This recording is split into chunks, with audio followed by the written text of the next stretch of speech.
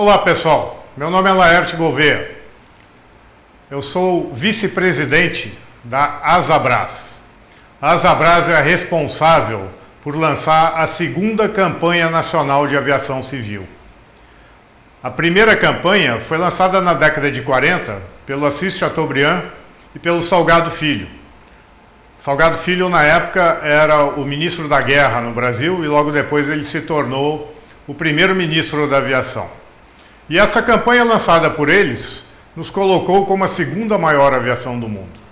E agora a Asabras está lançando a segunda campanha nacional de aviação civil, que é a Devolvam as Asas ao Brasil. Nossa aviação, infelizmente, perdeu fôlego nos últimos anos e o nosso objetivo é voltar a fomentar essa aviação e colocar nossa aviação de volta ao lugar que ela merece. Na primeira campanha, tinha o Salgado Filho e o Chateaubriand. Então, nessa, como padrinhos, nós temos o Pedro Salgado, que é neto de Salgado Filho, e o Osiris Silva, que depois do Santos Dumont é um dos maiores ícones da nossa aviação. Um sonho do Osiris nos colocou como o terceiro país a ter a maior fábrica de aviões no planeta. E agora, nesse nosso segundo sonho juntos, nós vamos voltar a colocar a nossa aviação geral, a nossa querida aviação geral, no lugar que ela merece. Não tenho dúvidas que juntos nós vamos conseguir. Hoje nós vamos ver aqui uma degustação do Sky Science. Sky Science é uma das ações da campanha Devolvam as Asas ao Brasil para ajudar a alavancar a nossa aviação. O Sky Science é um programa de aperfeiçoamento profissional para os iniciantes da aviação, para os estudantes da aviação. Dentro da nossa campanha, nós temos diversas outras ações.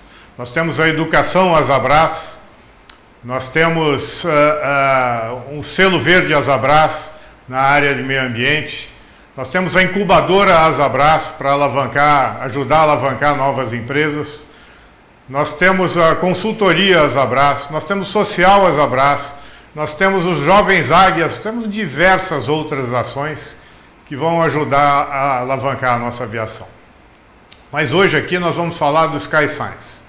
Sky Science, como eu disse, um programa de aperfeiçoamento profissional que dentro de todas as suas ações tem um programa de palestras e visitas às empresas, onde aproxima o setor de ensino da indústria, da ponta final, da indústria.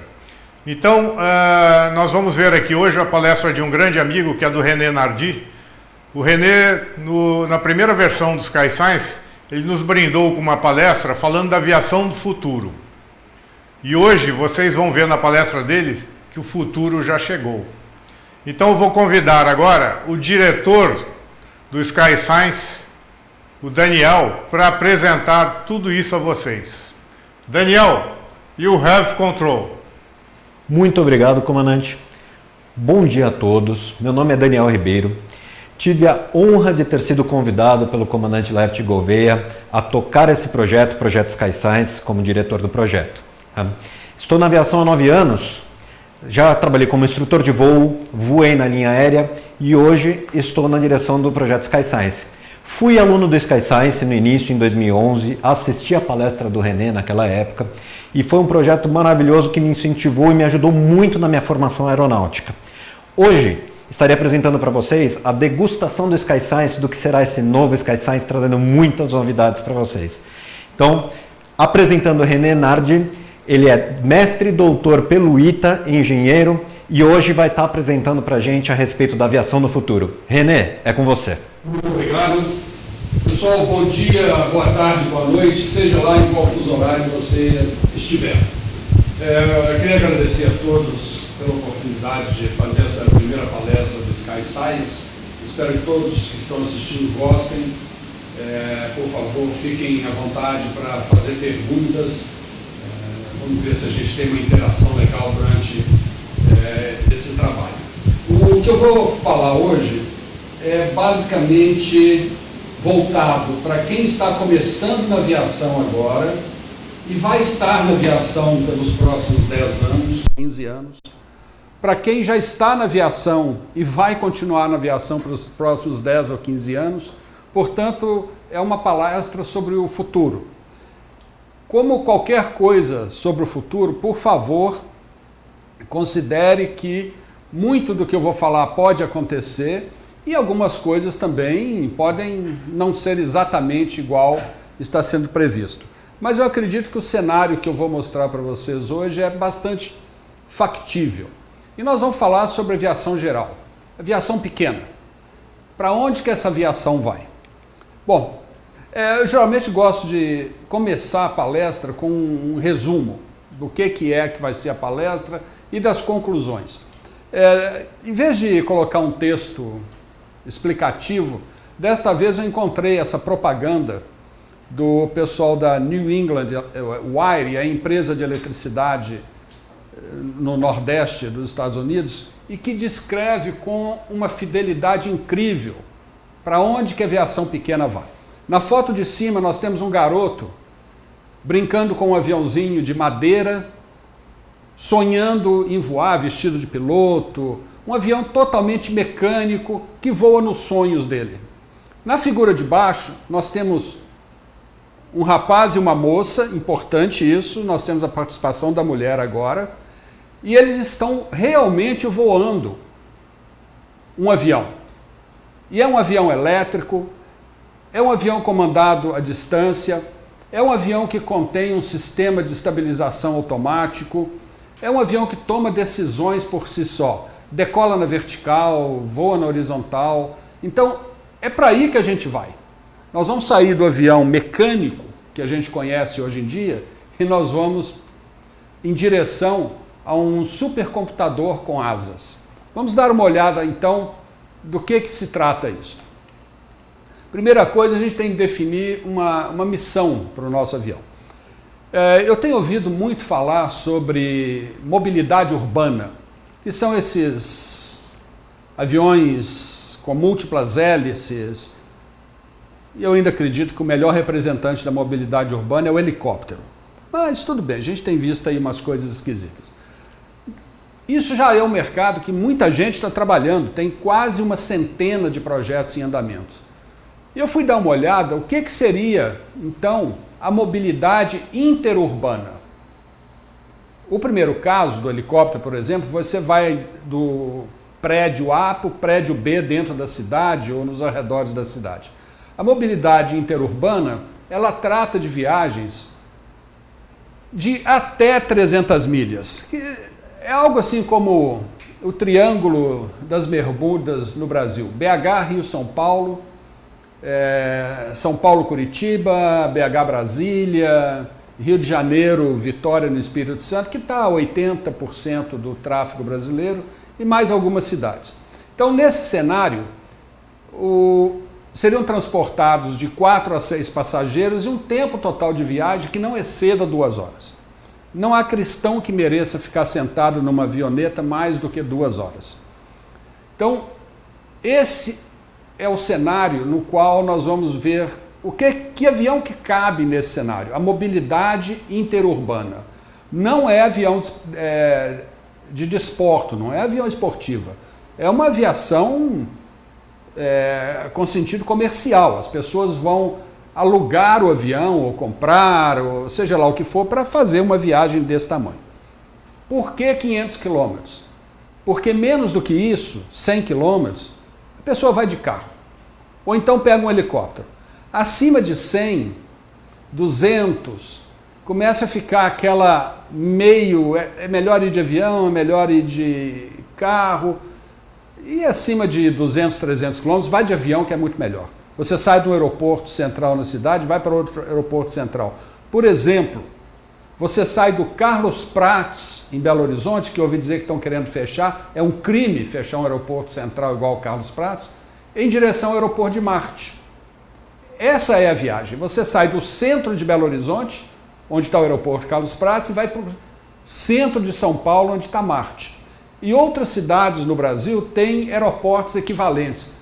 Fica uma mensagem aqui, pelo amor de Deus, não fechem os aeroportos secundários das cidades brasileiras, porque o futuro está nesses pequenos aeroportos. Eles são importantíssimos. Ok, essa palestra não é sobre aeroporto, tá? Mas nós precisamos deles para chegar no nosso avião. Bom, a pergunta é a seguinte: e qual avião que vai fazer isso, ou qual avião que faz isso hoje em dia? Quem faz isso hoje em dia são avião a pistão. Então, qual a razão da gente olhar para esse mercado do avião a pistão? Bom, primeira coisa, as vendas de avião a pistão. Na década de 60 e 70, nós chegamos a ter picos de 17 mil aviões por ano. E de repente, no finzinho da década de 80, no iniciozinho da década de 80, esse número caiu para 1.200 aviões em média. A maior parte abaixo de 1.000. Nós temos um pequeno pico ali no início dos anos 2000, que foi quando o governo americano assinou aquela lei de proteção contra que as empresas estariam protegidas contra acidentes aeronáuticos de aeronave muito velha. Houve uma subida nas vendas e logo depois voltou ao normal. Então, olha só, durante 20 anos, a média de venda foi de 11 mil aviões por ano. Nos últimos 40 anos, nos últimos 20 anos, a média é de 1.000. Olha o tamanho do mercado que sumiu. Olha aquela queda da curva vermelha. A propósito, eu entrei na aviação, ainda vendiam grande quantidade, início da década de 80, grande quantidade de avião. De repente, sumiu. Acabou. Não se vendia mais avião. Bom, e por que isso? Por que houve essa queda? Uma série de consequências, mas eu vou citar duas aqui. A primeira é o que se chama Ex-Novation. Pessoal, só um aviso, está em inglês porque essa palestra foi feita em inglês para um seminário que eu apresentei na Alemanha o ano passado. Então é a mesma palestra e eu mantive o texto em inglês. Então, Ex-Novation é a falta de inovação. E olha só que interessante. Tem empresa que acha legal vender o Beech Bonanza, um avião de 1947, ou o Cessna 172, que é considerado um grande avião. Ele data de 55, esses aviões são mais velhos que eu. A pergunta é a seguinte: você compraria um carro 1960, zerinho de fábrica? Pois é, o Piper Arrow data de 1960. Não significa que eles nunca evoluíram. Eles evoluíram de maneira limitada. É claro que um Bonanza de hoje é muito melhor que um Bonanza de 47, mas é basicamente o mesmo avião. Nós temos uma segunda geração de grandes aviões. Olha só, é a mesma coisa. E eles datam de meados da década de 90.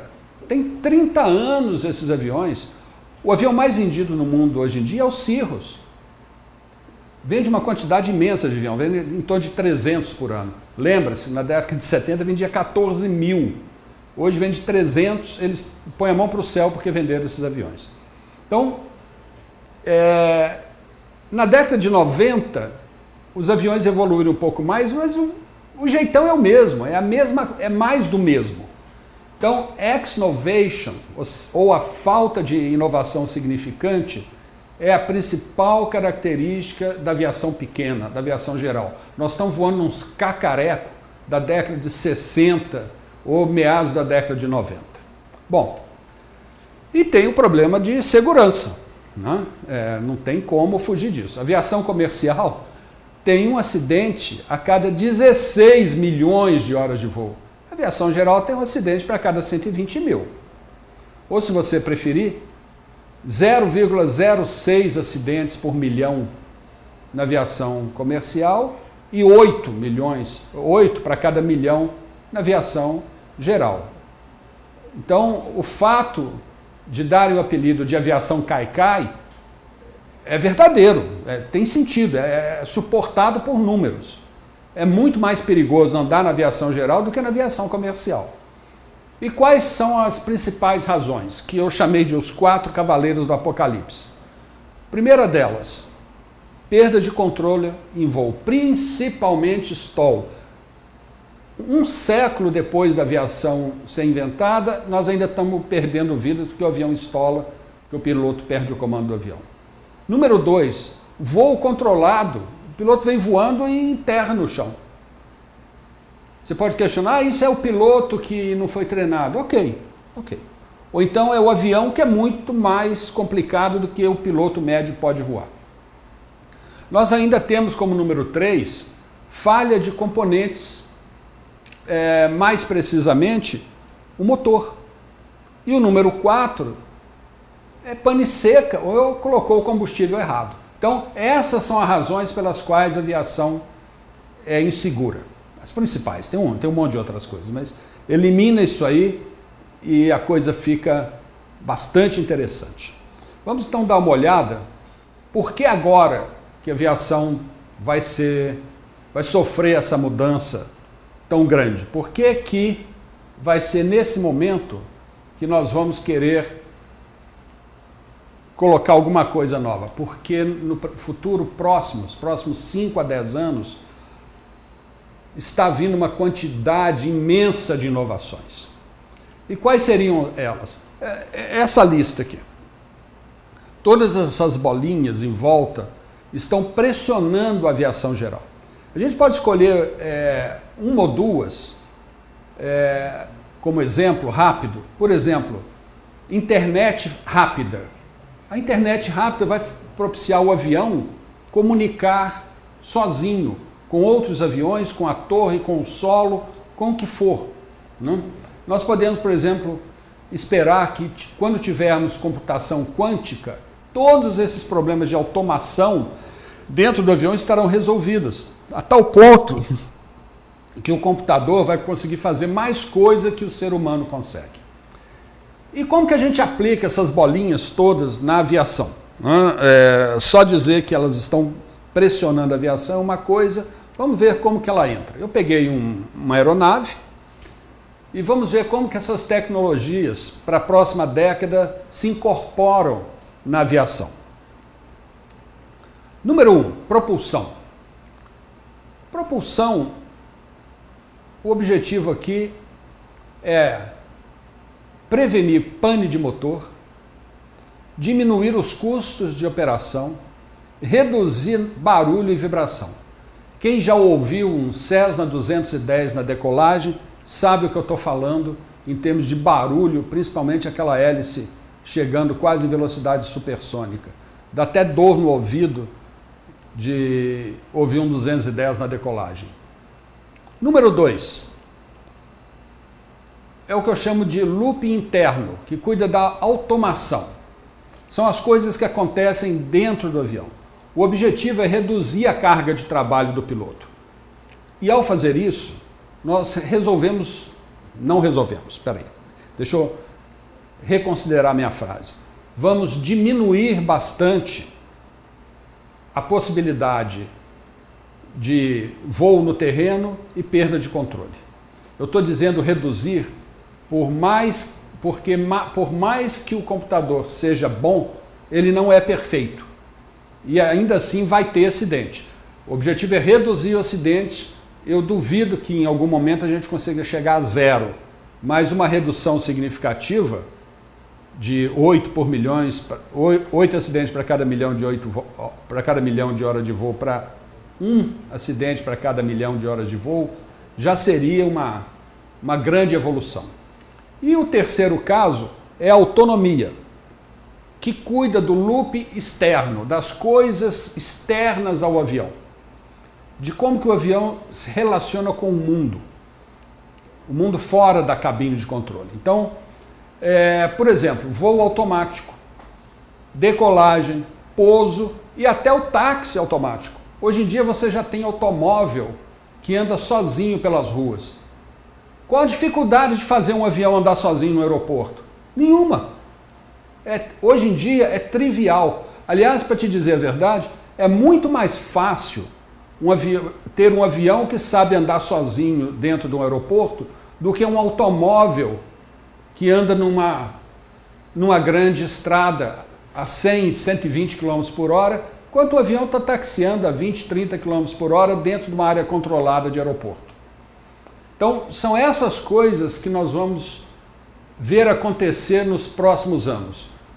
Com certeza, a eletrificação, a automação das rotinas internas. Deixa eu só dar um exemplo.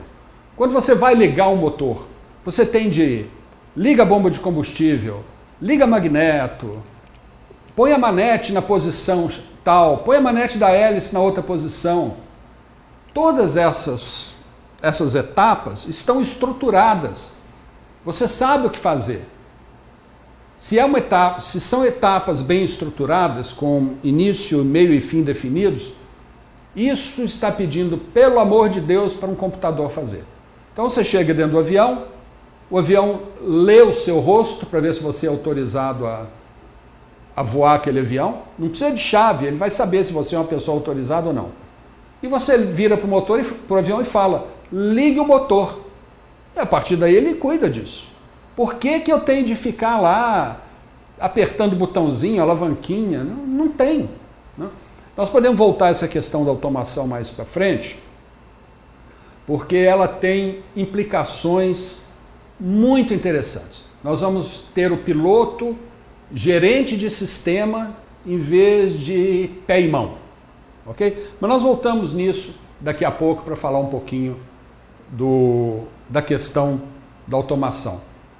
Na sessão de perguntas nós podemos falar disso aí. Essa conversa de hoje eu vou concentrar na questão da eletrificação. Nós vimos no slide anterior que são 3 etapas: eletrificação, automação e autonomia. Mas por questão de tempo, eu vou falar só da eletrificação. Autonomia e automação são assuntos para um outro trabalho, uma outra palestra, num outro dia. Hoje nós vamos falar da eletrificação. E a primeira coisa que eu vou mostrar é o avião, vou falar do motor elétrico e da fonte de energia. A configuração básica,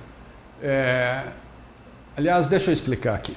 Eu fui obrigado a projetar um avião junto com alguns amigos, porque eu estava usando aviões comerciais para referência. E aí começou a dar questão de propriedade industrial, direito, as fábricas não estavam gostando muito de ver o nome delas num estudo acadêmico. Então nós projetamos um avião hipotético, que seria esta aeronave que está aí, que ela é feita para 4 passageiros confortavelmente instalados dentro do avião. Não é a porcaria daqueles assentos do Cessna 172, 182, que são aqueles banquinho duro, não. São poltronas para você sentar dentro do avião de uma maneira decente. Mesmo porque, durante a viagem, nem os passageiros nem os pilotos têm muito o que fazer, não. Então vai ter câmeras de vídeo, joguinho, para passar o tempo, porque você tem de apreciar a viagem. Nós fizemos também uma fuselagem bem aerodinâmica, com linhas fluídicas, e uma asa bem limpa, sem nada de coisa estranha na asa, com o famoso perfil laminar, para ver se reduz o arrasto e o avião anda melhor do que a gente tem hoje em dia. Eu não gosto de falar mal dos aviões que existem hoje em dia, não, mas a asa é um terror, né? Tem ribite para tudo quanto é lado. Junção de chapa, tudo isso atrapalha. Uma aeronave como essa, aí, toda feita em carbono, seria bem liso. Como dizia meu amigo Maurício Pelisieri, lá de Belo Horizonte, liso igual bunda de neném. É o padrão de qualidade que ele usava na época. Bom, esse avião tem, então, um motor de 250 kW. Interessante aqui, nós não estamos falando mais HP, cavalo vapor, nós vamos começar a falar em termos de watts, né? 250 kW dá 300 e poucos HPs, cavalos, seja lá. E é um motor que tem 5 kW por quilo. 5 kW por quilo, nós vamos ver daqui a pouco, é um número muito bom. Bom, do lado esquerdo nós temos a bateria, nós temos uma bateria gigantesca de 500 kWh. Só para o pessoal ter uma ideia, O automóvel elétrico que tem aí no mercado, a bateria é em torno de 50, 70 kWh. Para um avião de 4 passageiros voar, nós precisamos de 500. Essa bateria simplesmente não existe hoje. E o nosso aviãozinho vai voar a 170 nós, 300 milhas com 45 minutos de reserva, que é o típico da aviação. Ou seja, o fato de você colocar um motor elétrico não necessariamente diz que a aerodinâmica e a performance do avião vai ser muito melhor do que a gente tem hoje em dia. Não é verdade. Mas o avião elétrico abre umas possibilidades interessantes. Boa para a gente discutir nos próximos minutos. Vamos falar um pouquinho sobre o motor elétrico. Essa tabela, ou essas duas tabelas, elas têm um significado muito interessante. Do lado esquerdo estão fabricantes de motor a pistão. Sobraram 3. Está acabando. E mais, não só sobraram 3, como esses 3 não estão muito interessados em fazer nenhuma grande evolução nos motores. Parece que recentemente instalaram um FADEC na Continental ou na Lycom, não sei. Mas esses troços ainda tem magneto. Magneto é coisa de motor de carro velho da década de 20. Avião ainda voa em magneto. Do lado direito, nós temos uma situação diferente. Uma lista crescente de fabricantes de motor elétrico para o setor aeronáutico. Nós temos aí meia dúzia de fabricantes, que vão desde a Rolls-Royce, Safran, que é a francesa, a Collins. Nós temos novos entrantes como a Embrax ou Magnix. Magnix fica lá, é uma empresa australiana com uma sede nos Estados Unidos, e o IASA, que é japonesa. Então, a gente tem está começando a ter uma variedade grande de fabricantes de motor elétrico. Então vamos ver qual a diferença de um para o outro. Aqui está um maravilhoso motor a pistão, uma obra de arte, uma coisa assim estupenda. O fato desse troço funcionar já é uma maravilha da engenharia. E à direita nós temos um motor elétrico de primeira geração, que é um motor da Siemens. E qual é a diferença entre os dois? Quando você tira um motor elétrico de 300 HP, igual esse da esquerda, e instala um motor elétrico de 300 HP no lugar, de cara, sem fazer força, você tira 180 quilos do avião. Olha só que loucura. É quase 2 passageiros, ou 2 passageiros. Só a troca do motor significam 2 passageiros a mais dentro do avião. Bom, e por que o motor elétrico? O motor elétrico ele contém 10 vezes menos peças móveis. Existe a possibilidade de que você receba um avião elétrico novo de fábrica e o motor dure a vida inteira do avião, sem nunca você precisar pôr a mão no motor. Porque ele não tem muito que dá errado, não. Ele tem 2 peças principais móveis e acabou.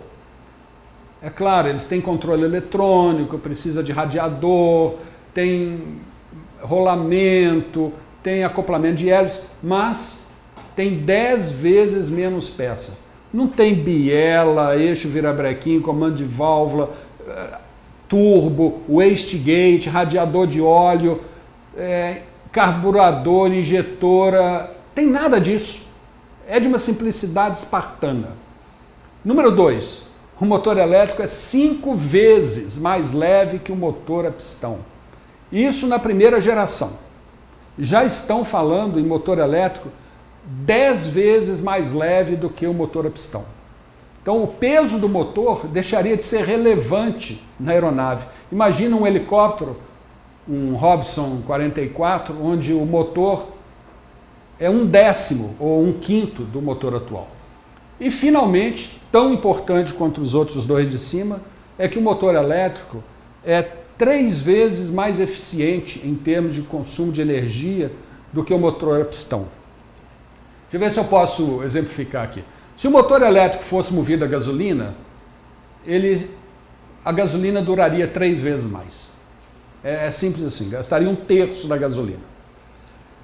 é importante a gente começar a pensar, em termos de aviação, em energia e não em peso do combustível. Hoje nós estamos acostumados a falar, abasteça o avião com 50 quilos de combustível, 60 litros. Não vai ser mais isso. Você vai chegar no avião e falar, abasteça aí com...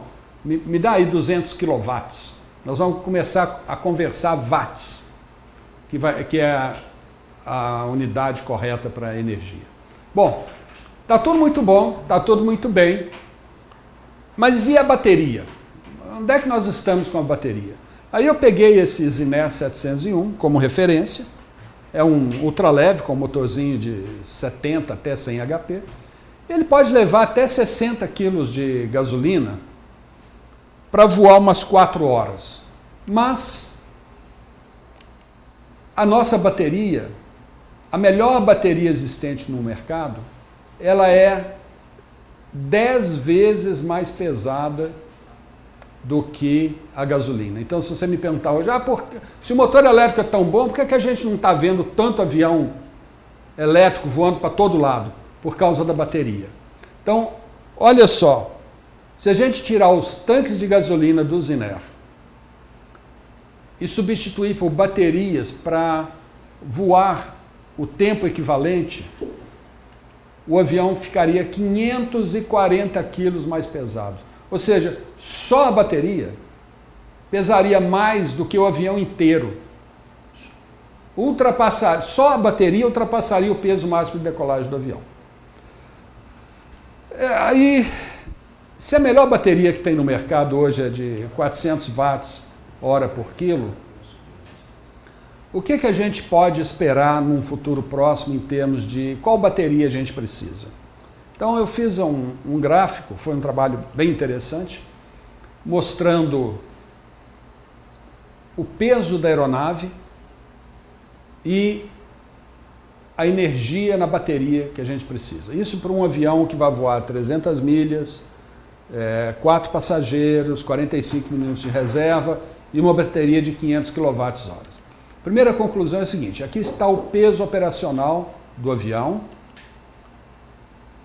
e a linha vermelha mostra o peso máximo de decolagem por uma bateria de 1 kWh ou 1000 Wh por quilo. Então, a conclusão é a seguinte, a bateria mínima que a gente precisa para o avião ser equivalente, né? Se você quer uma porcaria, não tem problema. Você pode ter um avião que voa pouco, cheio, com bateria pequena. Mas para fazer um avião que voa o mesmo tanto de um avião a pistão hoje, você precisa de, no mínimo, 1000 Wh por quilo.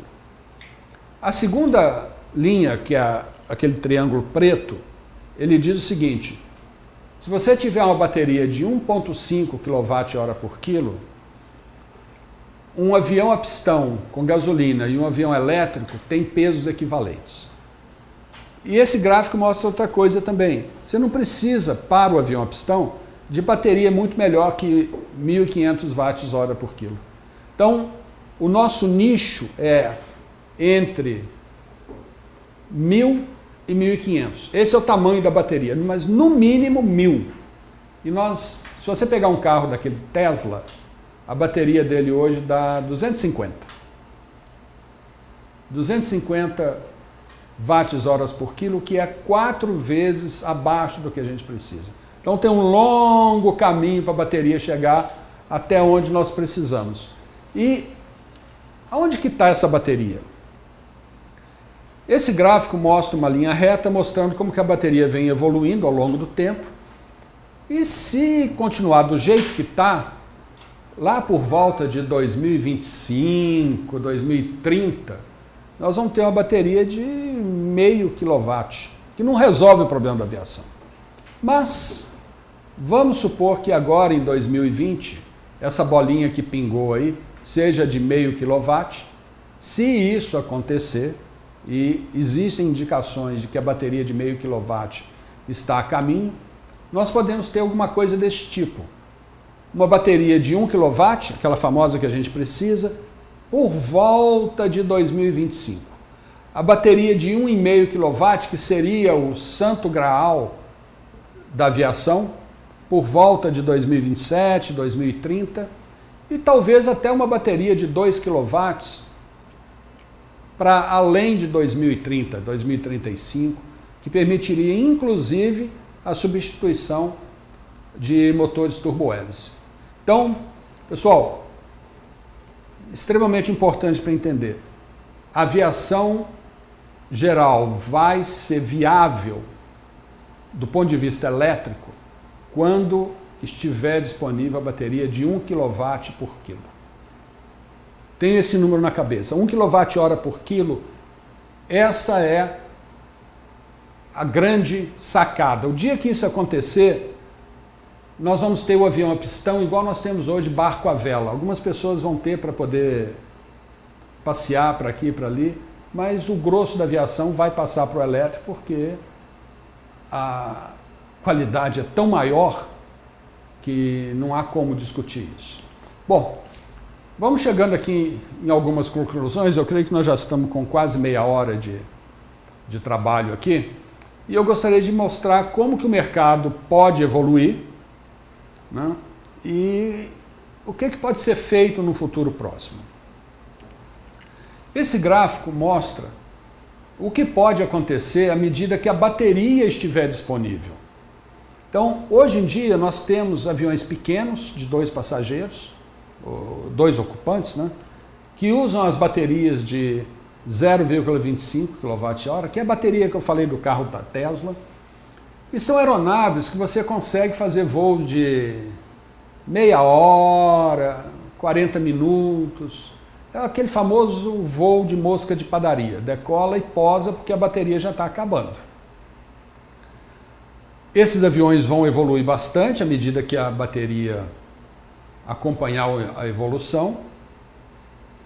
E se a bateria de 1 kWh estiver disponível por volta de 2025, nós vamos ter o avião de 4 ocupantes, tracionado por um motor de 250 kW ou 300 HP, mais ou menos. Se a bateria realmente continuar evoluindo, talvez em 2030 a gente tenha bateria de 1,5 kW, que vai permitir um avião de 6 passageiros, um equivalente de um Beech Baron ou um Seneca, de utilizar um motor elétrico, 2 motores de 300 HP, 2 motores de 250 kW. Se eventualmente as baterias evoluírem a tal ponto que ela passe da marca de 2 kWh, então chegou a hora de trocar os motores turbohélice por motor elétrico. Mas isso só é factível quando a bateria chegar em 2, porque abaixo disso o motor turbohélice é extremamente interessante para a aviação. Ele tem mais ou menos o mesmo peso por HP do motor elétrico, mas a gasolina tem uma quantidade de energia muito maior do que as baterias atuais. E finalmente, se a bateria chegar a 3 kWh por quilo, se em algum momento essa tecnologia for alcançável, então nós vamos ter não só os monomotores turbohélices, como os bimotores turbohélices. Hoje nós estamos falando de aviação geral, mas esse gráfico sobe e alcança a aviação comercial também. Começa com os aviões regionais, um Brasília elétrico. Se a bateria for de 3 kW, é só uma questão de trocar os motores, porque a bateria pesa o mesmo tanto que pesa o querosene. Mas para o turbohélice e turbojato, isso só é viável. Aliás, deixa eu retirar aqui o turbojato. Para substituição no turbohélice, isso é viável a partir de 3 kWh. Se a bateria chegar a 3, adeus motor a combustão interna. Nós vamos todo mundo voar elétrico. Mas tem um grande mas aí. Será que essa tecnologia é viável? Espero que sim. Bom, e qual é o mercado que a gente teria se a aviação pudesse ser reativada, voltar aos dias gloriosos da década de 60 e 70. Nós poderíamos ter um aumento nas vendas dos 1.000 aviões hoje em dia para os 15.000 que se vendiam no passado. É uma nova economia. Nós estamos falando em 10 vezes o aumento da produção hoje em dia. E olha que eu ainda, nesse estudo, não entrou países como Índia, China e África, que lá na década de 60 e 70 não compravam aviação executiva. E são potenciais clientes de grande poder econômico. Eu coloquei a África porque é a grande próxima região a ser desenvolvida é a África. Bom, e quantos aviões a gente venderia? Pelo menos 100.000 aviões em 10 anos. Eu estou colocando 10.000 aviões por ano para ser otimista. Isto, gente, é um mercado de 100 bilhões de dólares que está se abrindo. É muita grana, é uma reativação da aviação, caso a gente consiga colocar aqueles 3 elementos que eu falei lá atrás: eletrificação, automação e autonomia. Bom, tudo isso faz parte da minha bola de cristal, né? Então, eu gosto desse finalzinho aqui, que é dá uma resumida no assunto. A aviação de avião a pistão está para ser mudada. Ela vai ser mais confortável, mais segura e mais simples de operar. E isso é possível pelas 3 tecnologias que estão vindo: eletrificação, automação e autonomia. E novos países estão preparando para entrar nesse mercado, que provavelmente poderá consumir 10.000 aviões por ano. Só para ter uma ideia, Airbus e Boeing e Embraer fabricam hoje 1.000 e poucos aviões por ano. Nós estamos falando aqui num mercado de 10.000 aviões que tem um valor aproximado de 100 bilhões de dólares nos próximos 10 anos de implantação. Pessoal, muito obrigado pela atenção. Espero que tenham gostado. Espero que essa visão do futuro traga para vocês alguma inspiração, alguma possibilidade da gente desenvolver novas tecnologias visando essa aviação. Lembre-se, tudo que você conhece da aviação pequena do passado pode ser usado junto com as tecnologias do futuro para criar um avião melhor. Mas não se deixe levar pelo que você viu no passado. Aquele primeiro slide que mostra as crianças brincando com um avião mecânico e o outro com um avião totalmente eletrônico, é nessa direção que nós vamos. Eu gosto de chamar isso de um supercomputador com asas. Pessoal, muito obrigado. Espero que tenha sido útil. Um abraço a todos. Se tem meu e-mail aí na tela, tem meu telefone aqui no Brasil, e fiquem à vontade caso haja alguma pergunta. Obrigado.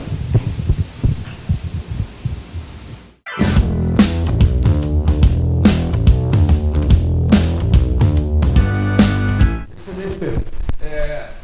É muito legal isso. Talvez seja um dos maiores problemas que nós vamos enfrentar nos próximos anos, é essa mudança de mentalidade sobre o que vem a ser um piloto.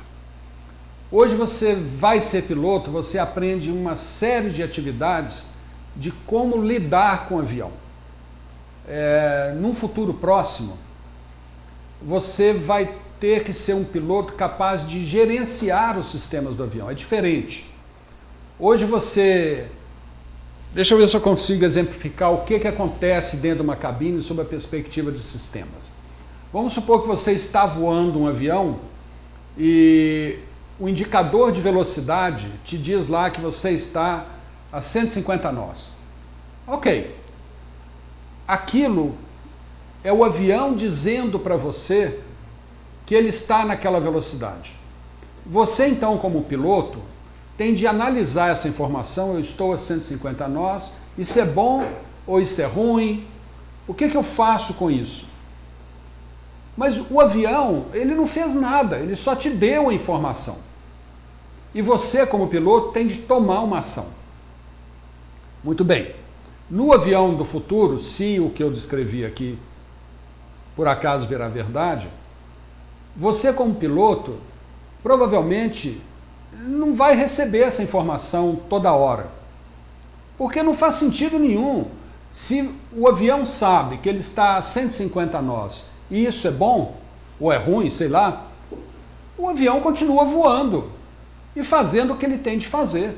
Não precisa passar essa informação para o piloto, porque o piloto não tem nada que fazer com ela. Quem tem o que fazer com essa informação é o computador de bordo. Você pode pegar todos os instrumentos que tem no avião e usar a mesma lógica. O avião está te informando alguma coisa e você, o ser humano, é o computador de bordo. Você tem de tomar decisões baseadas naquelas informações todas que o painel te dá. Nessa aviação do futuro, essa informação vai para o computador de bordo que está voando o avião. Se der zica, se o trem desandar, então vai aparecer no painel, olha, sua velocidade é crítica, o computador falhou, aqui está o Salmo 25 para você começar a rezar. Fora disso, não tem mais o que fazer, né? Porque um computador é capaz de voar o avião muito melhor que o ser humano. Mais um item em cima do autonomia. Recentemente a Garmin lançou um sistema de emergência de pouso. Caso o piloto sofra algum acidente, um negócio qualquer, você aperta um botão, o avião pousa sozinho. Muito breve vai ser o contrário. Todo pouso vai ter de ser feito pelo computador. Só no caso de emergência é que o piloto assume. Tá? Então é nessa direção que nós estamos indo. E já está acontecendo. O primeiro deles é o pouso automático da Garmin. Hoje é um sistema de emergência. Breve vai ser o sistema padrão, onde a emergência é a hora que o piloto entra. Então o treinamento do piloto vai ser completamente diferente, né? Vai ter piloto que vai aprender a voar o stick and rudder, conforme era aquele livro? Sim, vai ter. Mas vai ser mais importante o piloto saber como os sistemas da aeronave funcionam, de modo que ele possa tomar decisões baseadas nas informações que eventualmente o avião vai passar para ele. E só vai passar para ele informação na hora da emergência. Excelente, Lucas. Eu adoro perguntas inteligentes igual essa que vocês estão fazendo. Ô Lucas, deixa eu ver se eu consigo ajudar a responder. A primeira geração de avião elétrico não vai ser mais barata do que os aviões que estão voando atualmente. Os aviões atualmente já está, toda a tecnologia já foi depreciada, o custo de desenvolvimento já foi pago, né? Nós temos um problema para a implantação da aviação elétrica. Número 1, a bateria em si é muito mais cara do que um tanque de combustível. O tanque de combustível é um pedaço de lata ou borracha, ou às vezes nem isso, é a própria asa. Mas a bateria custa uma nota. É tão cara a bateria hoje em dia que ela pode custar até metade do peso do preço do avião. Ela não só é pesada, como é cara também. Um outro problema que a aviação elétrica vai enfrentar é o preço da eletricidade. Estão falando por aí, não, voar elétrico é muito mais barato. Necessariamente não. Depende de onde você abastece seu avião, o preço da eletricidade para fazer um voo do ponto A ao ponto B pode ser até 2 a 3 vezes mais caro do que abastecer com gasolina. Lembre-se, gasolina e derivados do petróleo estão em queda, vai ter preço de banana no mercado. A eletricidade nem tanto. Tá? Um avião de 4 passageiros precisa de 500 kWh para poder funcionar. Isso é mais ou menos o seguinte, para fazer um voo de 2 horas, você gasta a eletricidade equivalente ao que você gasta na sua casa o mês inteiro. Então, se você faz 2 voos, você vai e volta, num único dia, num único voo, de ida e vinda, você gastou 2 meses de eletricidade equivalente na sua casa. Então, pode ser que no futuro, à medida que a bateria entre em produção em série, caia o preço, ou novas tecnologias de baterias sejam disponíveis, e que a eletricidade esteja disponível através de célula solar, principalmente célula solar, geração elétrica com célula solar, hidroelétrica, vento, essas energias limpas estejam disponíveis a preço bem mais barato do que é hoje, né? E a gente não tenha que pagar 50% de imposto em cima da eletricidade, aí sim a aviação elétrica vai se tornar viável. Mas no início vai ser mais caro. A passagem vai ser mais cara, a viagem vai ser mais cara, mas a tendência é diminuir o preço no longo prazo, à medida que a produção aumentar e novas tecnologias forem incorporadas. Então a resposta, simplificando, no primeiro geração vai ser mais caro e à medida que evolui vai barateando, e eu acho que em algum momento a aviação elétrica vai ficar mais barata do que a aviação a pistão. Só de você não ter que fazer revisão de motor a cada 2.000 horas já é um grande avanço. Não, o motor elétrico você não tem que fazer nada.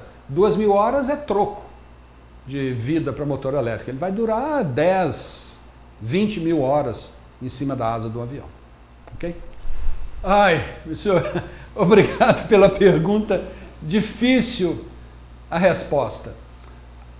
Eu diria o seguinte: enquanto não tivermos a bateria de 1 kWh, eu acho que nós não vamos ter esses negócios, não. Outra coisa, carro voador, moto voadora, esses drones, tem alguma coisa que não está certa. Eu não vejo como um helicóptero com um monte de hélice pequenininha vai ser mais seguro ou mais eficiente do que um helicóptero que exista hoje em dia. Quando chegar a bateria correta, quando a bateria estiver disponível, o fabricante de helicóptero vai tirar o motor a pistão, colocar um motor elétrico, colocar uma bateria, e o helicóptero dele vai ser muito melhor do que qualquer drone que qualquer empresa está tentando fazer por aí. Imagina você um dronezinho desse que dá um curto-circuito e queima o fusível. Com aquelas hélicezinhas daquele tamaninho, não tem autorrotação, não. Vai despencar igual machado sem cabo. Então, eu não acredito nisso, não. Tá? Eu acredito no drone para levar encomendas em áreas complicadas, fora do setor urbano, porque eu também não acredito em drone voando no setor urbano. O dia que um drone desse cai dentro do quintal da casa do sujeito, vai dar confusão. Então, um drone para levar suprimentos militares, eu acho uma ideia legal, um dronezinho simples, porque ele é mais fácil de fabricar do que um helicóptero. Motocicleta voadora, não. Enquanto a gente tiver... Eu fiz uma palestra uma vez na Gulfstream e a moça lá falou um negócio interessante, eu guardo até hoje. Enquanto a gente tiver o jato da hélice, aquele ventania danada da hélice, soprando para baixo, nós não vamos ter máquina voadora pequena para você chegar dentro de casa. Não. Eu lembro uma época que um amigo nosso comprou um Robson 22 e fez um heliponto na casa dele. Na primeira vez que ele pousou na casa dele, os vizinhos todos se juntaram e mandaram fechar o heliporto dele. Qualquer máquina voadora que dependa de hélice faz um barulho desgraçado, porque a hélice tem de rodar em alta RPM para jogar bastante vento para baixo. Essa ventania atrapalha tudo. Tem valor para operação em área remota? Sim, sim. Você vê o uso de drone hoje em dia como para filmagem, câmaras, a operação militar e talvez até entrega de suprimentos. Eu acho legal. Ficando a ressalva, o dia que a bateria estiver disponível, o helicóptero é muito melhor que tudo isso. Exemplo, aquela empresa italiana está tentando fazer aquele avião que o rotor sobe e desce. Tem 20 anos que eles estão tentando e não conseguem homologar aquele troço. Né? Por que uma empresinha startup, de repente, vai ter um avião que mexe meia dúzia de rotores e vai homologar da noite para o dia? Não vai. Né? Eu participei de um seminário do FAA recente e da Gama, aquela General Aviation, Associação dos Fabricantes de Aviação Geral, sobre a homologação desses aviões elétricos de decolagem vertical. Olha, a lista de requisitos que eles têm de ainda achar a solução é muito longa. Eu não vou dizer que não, mas eu duvido muito que nós vamos ter esses drones andando para todo lado na cidade. Não tem condição. A primeira vez que um passageiro for entrar num drone daquele, ou sair num drone daquele, e levar uma pancada daquelas hélices que rodam ao nível da cintura, acabou o drone.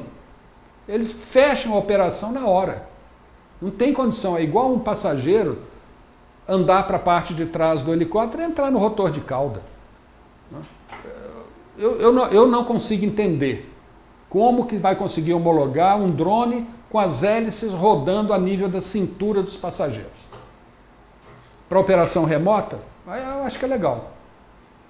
O cara, principalmente entrega de suprimento militar. Aliás, já deveriam estar desenvolvendo no Brasil. O que as Forças Armadas brasileiras estão esperando? Que alguém no resto do mundo fabrique para depois ir lá ajoelhar no pé do cara e pedir para comprar, igual nós fizemos com esse Gripen aí? Não, tem que desenvolver aqui no Brasil. Vamos lá. Bom, vamos aqui para a nossa última pergunta. Daniel Amaral de Souza. Dada a diferença entre capacidade energética do combustível e o peso das baterias, será que não veríamos uma transição de aeronaves híbridas antes de termos aeronaves elétricas com autonomia desejável? René. Daniela, muito bom, muito bom. Agradeço a pergunta. Essa questão do avião híbrido,